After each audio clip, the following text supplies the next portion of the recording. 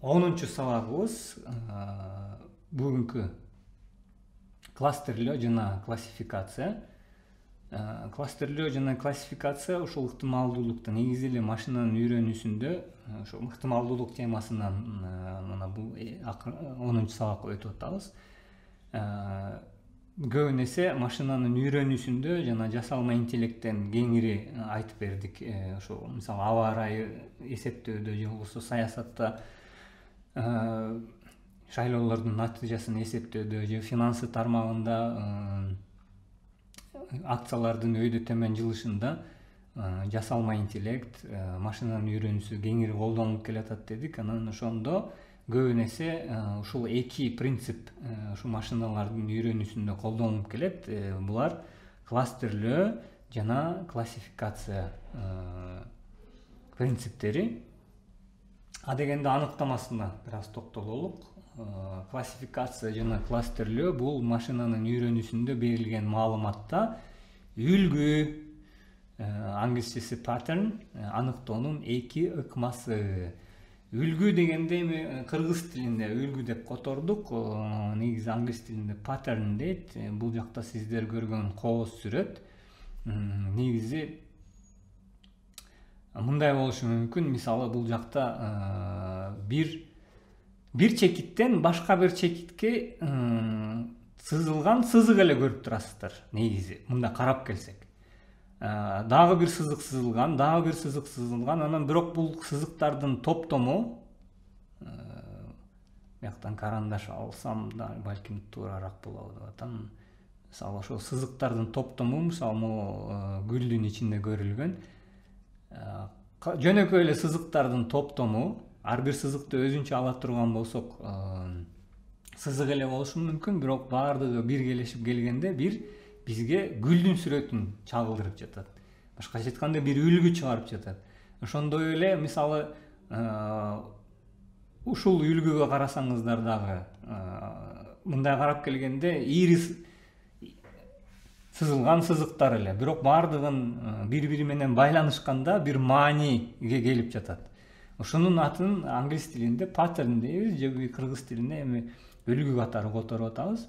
Мисалы ушул элементти карай турган болсок, бул жакта дагы чекиттер, сызыктар бар, бирок баары биргелешкенде бизге бир сүрөттү көрсөтүп, чагылдырып турат. Ошондой эле машинанын үйрөнүүсүндө машина ушундай сызылган сызыктардын арасында эмне маани болушу мүмкүн деп издейт дагы. Биз мисалы көз менен байкап көргөндөй эле, көрө билгендей сүрөттү көрсөк, машина дагы машинанын максаты албетте бул жакта бул жакта көрсөтүлгөн сүрөттү көрүү эмес.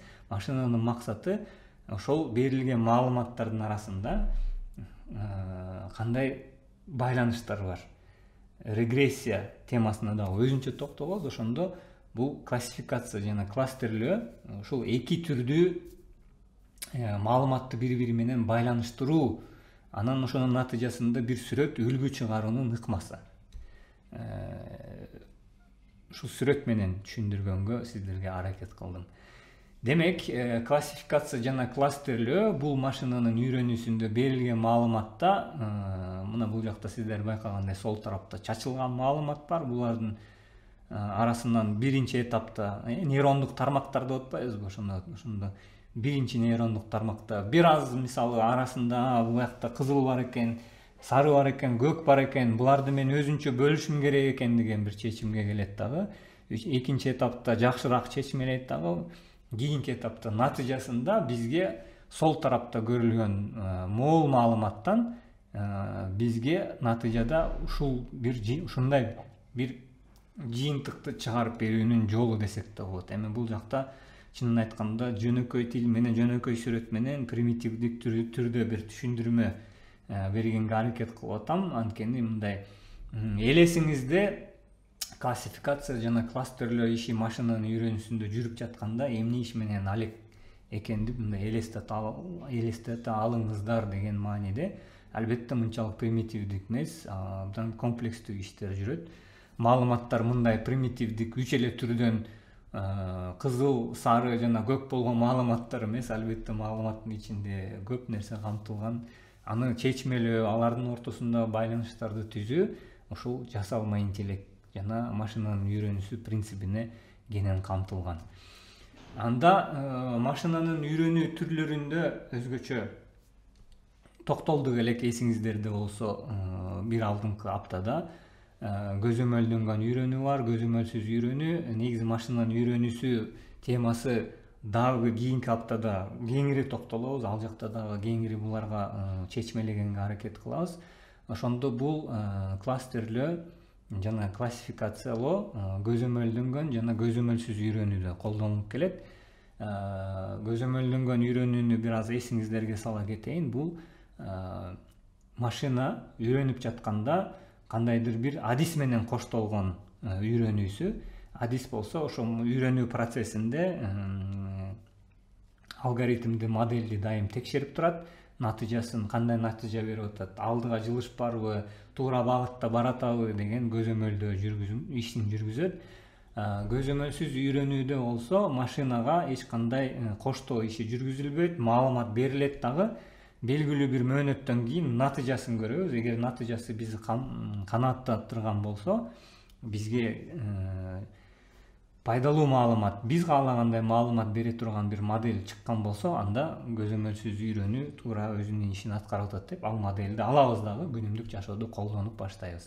Ошондо көзөмөлдөнгөн үйрөнүү жана көзөмөлсүз үйрөнүүдө ушул эки түрдүү классификациялоо, кластерлөө принципи колдонулат. Эми жакшыраак дагы түшүнүү үчүн мисал бере кетелик. Бул жакта үй жаныбарларын камтыган бир сүрөтүбүз бар. Эми бул үй жаныбарларын түшүнө турчу араларында эмне байланышы бар экен. Албетте биз эми адам катары бул сүрөттү көрүп эле бири-бири менен кандай байланышы бар, эмне болушу мүмкүн, ким кандай деген өзүңүздөр мээңиздерде классификация, кластерлөө ишин жүргүздүңүздөр. Бул жакта болсо максат компьютердин дагы ошондой эле биз адамсымал бул маалыматты көргөндө бир жыйынтыкка чыгара турчу өзүнүн модель иштеп чыгуусу. Кластерлөөдө байкасаңыздар, бул жакта бир 10 секунд, 20 секунд сиздерге мүмкүнчүлүк берейин. Өзүңүздөр байкаңыздар кластерлөө эмне иши экенин. Эки топко бөлүнгөн, ушул топтордун өзү эмне байланыштырат.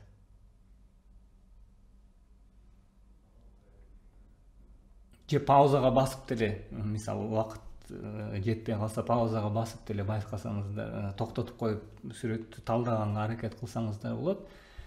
Бул жакта эки кластерлөөдө көзөмөлсүз үйрөнүүдө көбүнчө колдонулат. Көзөмөлсүз үйрөнүүдө кайра эсиңиздерге сала кетейин. Маалымат топтомдору берилет дагы машинанын үйрөнүүсүнө, моделге. Модель болсо өзү көзөмөлсүз түрдө бир натыйжа чыгарганга аракет кылат.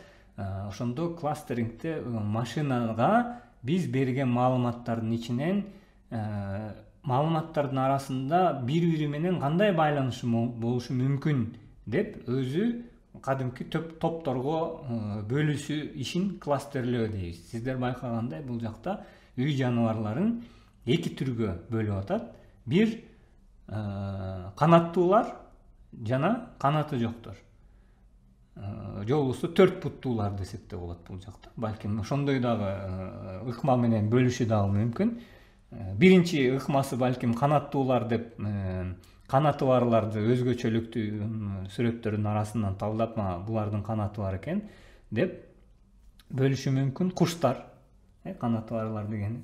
Экинчи балким модель 4 буттуулар деп эсептеши мүмкүн. Мисалы бул жакта сол тарапта канаттуулардын 2 эле буту бар, оң тараптагы жаныбарлардын 4 буту бар, же болбосо канаттары жок. Ошондо эки түрдүү кластерлөө ыкмасын колдонушу мүмкүн. Бул жакта негизги идея кластерлөөдө берилген бир топ маалыматтын ичинде, ушул маалыматтын ичинде камтыган элементтердин арасында кандай байланыштар болушу мүмкүн деп ошолорду кластерлеп, кадимки топ-топторго бөлүү ишин кластерлөө дейбиз.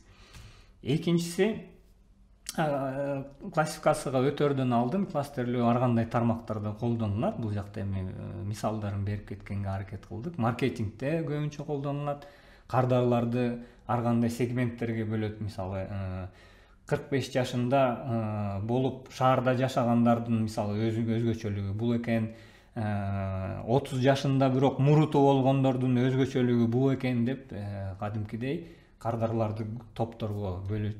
Биологияда өзгөчө өсүмдүктөрдү, жаныбарларды ар кандай түрлөргө бөлгөнгө, балким биз азыркыга чейин бөлүп келбеген же болбосо билип келбеген түрлөргө дагы бөлүшү мүмкүн. Китепканаларда китептердин мазмунуна жана аталыштарына карата ар кандай, эми биз деле көбүнчө китепканага киргенде элестетиңиздер, адам катары ыңгайлуу болуш үчүн кластерлөө ишин жүргүзөбүз да. İçinde misалы биологияга тийиштүү китептер, бул жакта химияга тийиштүү китептер, бул жакта деп ошондой эле китепканаларда бул китептерди бөлүштүргөнгө жардам берет. Камсыздандыруу, страхование орусчасында камсыздандыруу иштеринде дагы кардарлардын жүрүм таанууда жана алдамчылыктарын аныктоодо, камсыздандыруу ишинде дагы билесиздер көп каражат болгон үчүн өзгөчө батыш мамлекеттеринде камсыздандыруу компаниялары миллиард деген иштер менен иштешет. Ошон үчүн ал жакта дагы финанс тармагына да байланыштуу болгон үчүн көптөгөн алгоритмдер, кластерлөө алгоритмдер кенен колдонуп келет. Эми классификациялоо байкасаңыздар мурдагы эле сүрөт, бирок бул жакта классификация кылынган, бул жакта эми өзгөчөлүктүү деле эмеси жок. Сиздер байкагандай казды өзүнчө, эчкини өзүнчө, корозду өзүнчө, койду, коёндорду жана индүктү өзүнчө бөлүп койгон мезгили. Ошондо биз маалыматты беребиз. Бул эми көбүнчө көзөмөлдөнгөн үйрөнүү процессинде жүрөт. Маалыматты берип жатып биз машинанын үйрөнүү алгоритмине, моделине ал маалымат тууралуу кенен дагы кошумча маалыматтарды беребиз. Мисалы каздардын мурду узун болот, эки буттуу болот, канаттуу жаныбар, эчкинин мүйүзү болот, сакалы болот, сүрөтү мындай деп кадимки эле балага үйрөткөндөй эле берген маалыматыбыздын жанына ошол маалыматты сүрөттөгөн, маалыматты тереңирээк чагылдырган дагы бир маалыматты беребиз дагы.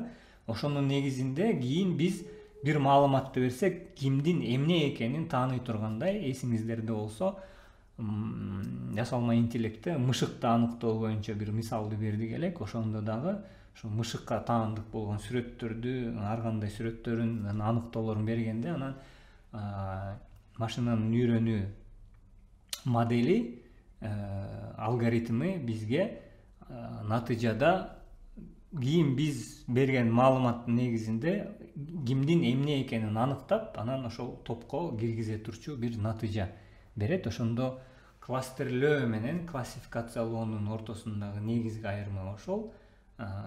Кластерлөөдө кайра эсиңиздерге сала кетейин. Бир топ берилген топ маалыматтын ичинде маалыматтардын ортосундагы байланыштарды издегенге аракет кылат. Классификациялоодо болсо тескерисинче берилген маалыматтардын арасында кайсыл маалымат тигил маалыматтардан эмне менен айырмаланат. Анан айырмаланган себептерин ортого чыгарып, ошо айырмалоо негизинде, класска бөлүү негизинде анан биз берген маалыматты кимге таандык экенин, эмне экенин божомолдогонго аракет кылат десек да болот. Эми классификациялоо көбүнчө ар кандай тармактарда колдонулат дедик. Прогноз жана болжолдоо иштеринде көбүнчө колдонулат. Мисалы электрондук каттын ичинде спам экенби, бизге керектүү кат экенби, керектүү кат эмес экенби, сиз баарыңыз электрондук кат колдоносуз. Спамга түшүп калган каттар кадимки эле спам экенин билесиздер да. Ошону компанияларда, ошо Mail.ru'да, Яндексте, Google'да, Gmail'да бул каттарды машинанын үйрөнүүнүн негизинде каттарды классификациялоо алгоритми иштейт. Ошонун негизинде анан каттарды сиздерге группаларга бөлүп берет. Дагы кызыктуу классификациянын негизинде иштеген алгоритмдер бар. Мисалы кол жазмасына карата кишини мүнөзүн тааный турчу акыркы мезгилде программалар бар. Бул эми бизде илим катары деле бар эле, эсиңиздерде болсо. Үчүнчүсү болсо мисалы кишинин үнүнөн карата келбетин божомолдоо программалык аппараттары да иштелип чыгууда. Бул көбүнчө ошол ички иштер тармагында ошол коопсуздук маселелеринде колдонулат. Мисалы бир жерде бир кылмыш иши аткарылган болсо, бирок үнү жазылып калган болсо, ошол үнүнөн бул киши кандай болду экен деп фоторобот дейбиз го, ошол сүрөтүн чыгарганга аракет кылат. Ошондой кызыктуу модельдер, алгоритмдер акыркы мезгилде жасалма интеллекттин жардамы менен иштелип чыгууда. Келиңиздер анда кластерлөө жана классификация сабагын ушул акыркы слайд менен жыйынтыктаганга аракет кылалык. Кайра эсиңиздерде болсо, ушул биз алдыңкы колдонгон иллюстрацияны эле колдонолук. Менин оюмча бул иллюстрация кластерлөө жана классификацияны эң жакшы түшүндүргөн иллюстрация. Негизи көзөмөлдөнгөн үйрөнүүдө классификацияны, көзөмөлсүз үйрөнүүдө болсо кластерлөөнү колдонобуз деп айта кеттик элек. Кандайдыр бир маалымат колубузда бар. Бул учурда биздин короодо жайгашкан, же болбосо короодогу биздин жан жаныбарлар тууралуу бир программаны камсыздоо иштеп чыгышыбыз керек эле. Ошол программалык камсыздоо мисалы өзү автоматтык түрдө кайсыл жаныбар кайсыл экенин аныктай турган, эгерде программалык камсыздоо иштей турган болсок, анда классификацияны колдонот элек. Анткени классификациянын негизги мазмуну, негизги мааниси, же болбосо негизги максаты бул ар бир жаныбарды башка жаныбарлардан айырмалап, ошол группалардын ичинен жалгыз гана ошол жаныбарларды өзүнчө бөлүп чыгаруу. Сол тарапта сиздер көргөндө классификацияда ар бир жаныбар өзүнчө группага, өзүнчө топко бөлүнгөн. Каздар өзүнчө, эчки өзүнчө, короз өзүнчө турат. Бул жакта негизги максат бир жаныбар түрүн, конкреттүү бир түрдү, же болбосо конкреттүү түрдүү бир өзгөрмөнү же маалыматты жалпы маалыматтын ичинен алып чыгып ирээттөө десек дагы болот. Кластерлөө болсо тескерисинче биз киргизген маалыматта, көзөмөлсүз үйрөнүүдө колдонулган маалымат, биз киргизген же болбосо көрсөткөн маалыматта ошол маалыматтын ичинде өзгөрмөлөрдүн, объекттердин ортосунда кандай байланыштар болушу мүмкүн, ошого көңүл бөлүп, ошол топторду түзүп, ошол топтордун арасында мисалы канаттууларда канаты болгону бул топтун түзүлүшүнө себеп болсо, оң тарапта сиз көргөн сүрөттө группада, топто 4 буту болгону мисалы бир өзгөчөлүк экен. Ошол өзгөчөлүктүн негизинде ошол топторду бир группага түзүп атат. Ошондо бул жакта негизги максат бул программалык камсыздоо иштеп жатканда бир өзгөчөлүктүн негизинде бири-бирине байланыштуу болгон маалыматтарды иштеп чыгуу жаатында кластерлөөнү кенен колдонобуз. Классификация менен кластерлөөнүн негизги ортодогу айырмасы ушул десек болот. Ушул айырманы көрсөткөн соң сиздерге классификация жана кластерлөө сабагына арналган сабагыбыздын аягына чыктык. Кийинки сабакта көрүшкөнчө.